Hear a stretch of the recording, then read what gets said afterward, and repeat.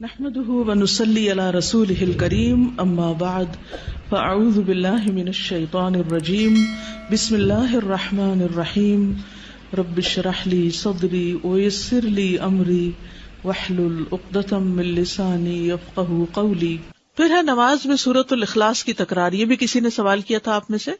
سوال تھا کیا یہ ممکن ہے کہ میں نفل نماز میں ایک ہی سورت پڑھوں؟ مثال کے طور پر میں سورۃ اخلاص کو ایک سے زیادہ مرتبہ پڑھتا جاؤں، گویا کہ میں ایک رکعت میں 100 دفعہ پڑھوں۔ بعض لوگ اس طرح کرتے ہیں نا، کئی لوگ وظیفے بتاتے ہیں، حاجت کے نفل بتاتے ہیں، یہ سورت 15 دفعہ پہلی رکعت میں اور دوسری میں، یہ سب خود ساختہ طریقے ہیں۔ الحمدللہ ایک ہی رکعت میں یا 2 رکعت میں کسی سورت کو بار بار لوٹا کر پڑھنے میں کوئی حرج نہیں ہے، کوئی اس میں منع نہیں کیا گیا کہ 2 دفعہ نہیں پڑھ سکتے، 3 دفعہ نہیں پڑھ سکتے۔ خاص طور پر قل هو اللہ احد، کیونکہ اس کی بہت عظیم فضیلت ہے، کیونکہ یہ سورت توحید اور رب تعالیٰ کی صفات پر مشتمل ہے۔ امام بخاری نے روایت کیا کہ ابو سعید خدری سے روایت ہے کہ ایک آدمی نے دوسرے آدمی سے سنا کہ وہ قل هو اللہ احد بار بار پڑھ رہا ہے۔ جب صبح ہوئی تو اس نے رسول اللہ صلی اللہ علیہ وسلم کی خدمت میں حاضر ہو کر اس واقعے کا ذکر کیا، گویا وہ اس عمل میں کوئی بڑا ثواب خیال نہ کرتا تھا۔ تو رسول اللہ صلی اللہ علیہ وسلم نے فرمایا، مجھے اس ذات کی قسم جس کے ہاتھ میں میری جان ہے، یہ سورت قرآن کی 1/3 کے برابر ہے۔ لیکن 2 کاموں سے بچنا ضروری ہے تکرار میں۔ نمبر 1، گنتی معین نہ کریں کہ 10 دفعہ ہی پڑھنی ضروری ہے۔ ان میں سے ایک یہ ہے کہ تکرار معین گنتی کے ساتھ نہ ہو۔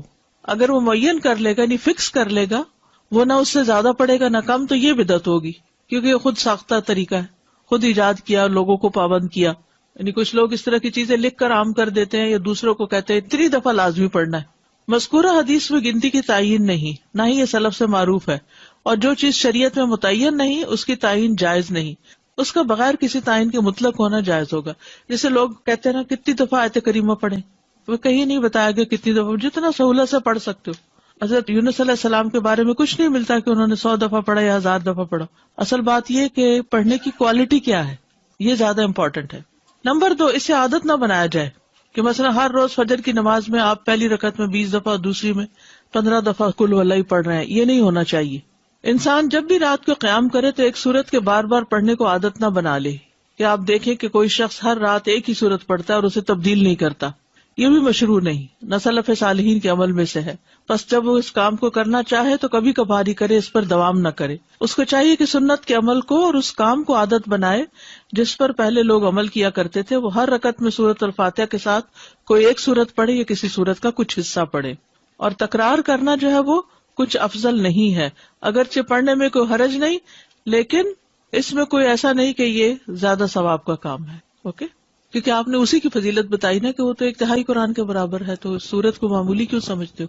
اور تکرار سے منع نہیں کیا تھا، لیکن تکرار فکس کرنا جو ہے اپنے پاس سے وہ ٹھیک نہیں۔ سورہ ملک ہم عشاء کے آخری 2 رکعت میں پڑھ سکتے ہیں؟ جی پڑھ سکتے ہیں، چاہے فرضوں میں پڑھیں چاہے نفلوں میں پڑھیں، تو وہ اس کی تلاوت کا وہ حق ادا ہو جائے گا انشاءاللہ۔ لیکن اس کو لازم اس وقت پابند نہ کر لیں اپنے آپ کو، کبھی اس میں پڑھیں کبھی نہ بھی پڑھیں۔ ابھی ہم نے پڑھا تھا کہ حضرت عثمان رضی اللہ عنہ نے رکوع کے پہلے پڑھنی شروع کی تاکہ جو ہے ان کو رکعت مل جائے لوگوں کو، تو اس صورت میں سورہ فاتحہ تو مس ہو گئی، تو پھر ہمیں رکعت ریوائز کرنی پڑے گی، ریپیٹ کرنی پڑے گی؟ نہیں، جب وہ آئے گا لمبا ہو جائے گا نا، جیسے ایک رکعت ویسے تو چھوٹی ہو جاتی ہے، لیکن اگر قنوت پڑھنی شروع کی تو لمبی ہو گئی رکعت، جی، تو وہ پھر سورۃ فاتحہ آ کے پڑھ لے گا اپنی، کیونکہ رکعت لمبی ہو گئی ہے نا۔ اچھا، وہ خود سے پڑھ لیں گے؟ خود سے پڑھ لے گا نا، ٹھیک ہے۔ امام کی اگر مس بھی ہو جائے اور انسان خود سے پڑھ لے تو نماز ہو جائے گی۔ ساتھ میرا یہ سوال کہ جیسے 30ویں سپارے کی جب صورتیں بڑی یاد کرنے لگتے ہیں تو پھر اسپیشلی جیسے سورہ اخلاص جیسی صورت ہے تو وہ ہم لوگ کم پڑھنے کی وہ کرتے ہیں، تو میرا یہ تھا کہ جب میں نے بخاری کے اندر اس کی فضیلت پڑھی سورہ اخلاص کی، تو اس کے بعد میں نے اپنی ہر نماز کے اندر اس کو شامل کر لیا، کسی بھی ایک رکعت میں میں پڑھتی تھی یا پھر آخری رکعت میں اس کو رکھ لیا، تو یہ صحیح ہے ایسا کرنا یا نہیں؟ جی دیکھیے، مسنون ہے، فجر کی 2 سنتوں کی دوسری رکعت میں اس کا پڑھنا مسنون ہے، مغرب کی 2 سنتوں میں دوسری رکعت میں پڑھنا مسنون ہے، اسی طرح ظہر کی سنتوں میں بھی آپ 2 سنتوں کے آخری رکعت میں اس کو پڑھ لیں۔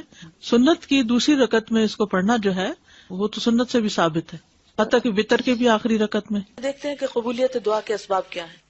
فصل پنجم، بعض لوگوں کی دعا بسا اوقات بہت جلد قبول ہو جاتی کیونکہ وہ سخت ضرورت مند ہوتے ہیں۔ ضرورت ان کے اندر اضطرابی کیفیت پیدا کر دیتی ہے، ہلچل مچا دیتی ہے۔ اگر آپ کے اندر ہلچل ہے تو آپ دوسروں کے اندر بھی مچا دیں گے۔ جو وہ دعا مانگنے والا تھا نا، اس کے اندر ہلچل تھی اور اس نے اتنی شدت سے دعا مانگی کہ آسمانوں میں کھلبلی مچ گئی اور وہاں سے فرشتہ آ گیا. اور کامل اضطراب کے ساتھ وہ اللہ تعالیٰ کی جناب میں متوجہ ہو جاتے ہیں. یا یہ کہ دعا کرنے سے پیشتر دعا کرنے والے سے کوئی بڑی نیکی وجود میں آ چکی ہوتی ہے. یہ جو پہلی بات ہے نا اضطراب کی، تو اس کے بارے میں قرآن پاک میں بھی آتا ہے نا، امن یجیب المضطر اذا دعاہ ویکشف السوء. تو جو مضطر ہوتا ہے نا، بے قرار ہوتا ہے، بے چین ہوتا ہے، اور اس بے قراری میں اپنے رب کو پکارتا ہے، لوگوں کو نہیں، اپنے رب کو پکارتا ہے اور تڑپ تڑپ کے پکارتا ہے، رو رو کے پکارتا ہے، تو رب سنتا ہے.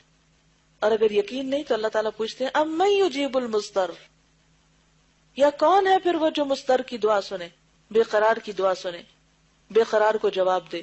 کوئی انسان ایسا نہیں کر سکتا، کوئی اور مخلوق نہیں کر سکتی.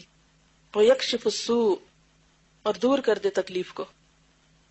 تو یہاں پر نمبر 1 لکھ کے نا اضطراب لکھ لیں، تاکہ آپ کو یاد رہے کہ دعا کی قبولیت کے لیے مجھے اپنے اندر اضطراب پیدا کرنا ہے. علامہ اقبال نے بھی اس کی دعا مانگی تھی نا آپ کے لیے. کیا؟ خدا تجھے کسی طوفان سے آشنا کر دے کہ تیرے بحر کی موجوں میں اضطراب نہیں. اب اتنے سکون میں ٹھنڈے ہیں. میں سوچ رہی تھی جن دنوں میں آئی تھی، تو میں سوچ رہی تھی ان دن کو حالات بڑے پریشان کن تھے، سب کے چہروں پہ پریشانیاں نظر آتی تھیں، اور ہر کوئی اس بات کی تلاش میں تھا کہ کوئی چیز ہو کہ ہم کریں، کچھ پڑھیں کہ ہماری پریشانی دور ہو. اور پھر مجھے لگتا ہے کہ لوگوں نے بڑے دل سے دعائیں کی، تو اللہ تعالیٰ نے رحمت کی، اور آج کل ذرا سکون ہے. تو میں سوچ رہی تھی آج صبح ہی کہ اللہ تعالیٰ عافیت میں رکھے، امن اور سکون میں ہی سب کو رکھے، لیکن یہ عافیت ہم کو اللہ سے دور نہ کر دے کہ ہم اپنی پرانی روٹین میں اس طرح آ جائیں کہ بس پھر اسی ڈگر پہ چل پڑے، اور جو چند باتوں کی اصلاح کی ہے وہ پھر غارت کر دے، مٹی میں ملا دے. ایسا نہیں کرنا. تو جب کبھی بھی کوئی اضطراب آتا ہے نا، کوئی ہلچل ہوتی ہے، تو اس کو اپنے لیے برا نہ سمجھا کرے. مانگے مت کہ اللہ کو مصیبت ڈال، ایسا نہیں کہہ سکتے، اور نہ کبھی کہنا چاہیے. اللہ تعالیٰ کو عافیت کی دعا بہت پسند ہے، لیکن کسی بھی چیز پر دل پریشان ہو، بے قراری ہو، تو فوراً اللہ کی طرف رجوع کرے. آپ پازیٹو سوچیں، آپ سوچیں بس وقت آ گیا کہ میں اللہ کی طرف اور شدت سے رجوع کروں، جو میں نے عام دنوں میں کوئی نہیں کرنا تھا. اور عام دنوں میں جب ہم نہیں کرتے تو پھر آخرت میں وہ جو اجر جمع ہو رہا ہے وہ کیسے جمع ہوگا؟ تو یہ بھی اللہ تعالیٰ کی رحمت کا ایک طریقہ ہوتا ہے. اسی لیے بعض لوگ تکلیف کے آنے پر بھی الحمدللہ کہتے ہیں، اور نبی صلی اللہ علیہ وسلم تو الحمدللہ علی کل حال، کہ اللہ تو نے اپنے قریب ہونے کا ایک موقع دے دیا. اس پر بھی تیرا شکر ہے.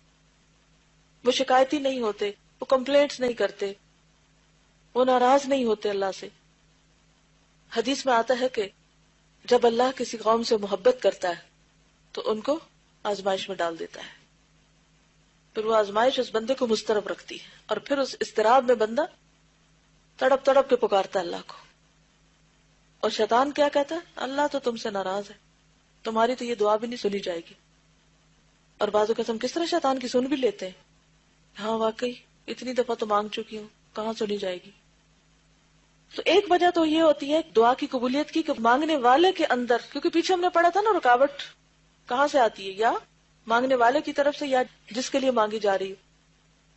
تو پہلی چیز ہوتی ہے قبولیت کی وجہ میں سے اضطراب، یا یہ کہ دعا کرنے سے پیشتر دعا کرنے والے سے کوئی بڑی نیکی وجود میں آ چکی ہوتی. بعض اوقات انسان کوئی نیکی کرتا اور اس کو خیال بھی نہیں ہوتا کہ اس نے نیکی کی. مثلا کوئی شخص انتہائی غمگین تھا، دکھی تھا، آپ اس کو دیکھ کے اسمائل کیے، اس شخص کا غم تھوڑی دیر بھول گیا، آپ نے سلام کیا، جا کے حال پوچھا. اب دیکھنے میں تو کیا ہے یہ، آپ نے تو بس ایسے ہی ایک روایتی سا کام کر لیا اور کیا اللہ کے لیے. حقیقت میں کیا تھا؟ اسمائل بھی چیریٹی تھی، صدقہ تھا. سلام کرنا دعا تھی، آپ دوسرے کے لیے کر رہے، اللہ نے آپ کے لیے سلامتی لکھ لی. آپ نے اس کا